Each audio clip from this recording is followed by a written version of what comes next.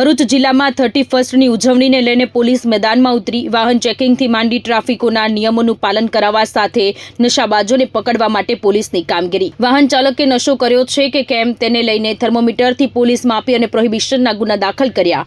ભરૂચ શહેરમાં railway station નજીક તથા એ ડિવિઝન પોલીસ મથકના 6 સ્થળોએ પોલીસે ચેકિંગ કામગીરી હાથ ધરી। વાહન ચાલકો નશો કરીને વાહન ન ચાલ્યા, અકસ્માત ન સર્જાય તેના ભાગરૂપે છેલ્લા 5 દિવસથી પોલીસે મુહિમ ઉપાડી છે। ભરૂચના વિવિધ પોલીસ મથક રોજના બુટલેગરો અને નશેબાજો સામે પોલીસમાં ફરિયાદ નોંધાઈ રહી છે। ભરૂચના A division, B division, C division, taluka police સહિત વિવિધ પોલીસ મથકની હદમાં પોલીસનું નાઇટ પેટ્રોલિંગ।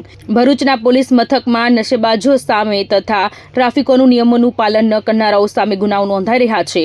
4 વ્હીલ ગાડીના કાળા કાચ હોય તો બ્લુ ફિલ્મ દૂર કરી ટ્રાફિકોના નિયમોનું પાલન કરાવવામાં આવી રહ્યું છે।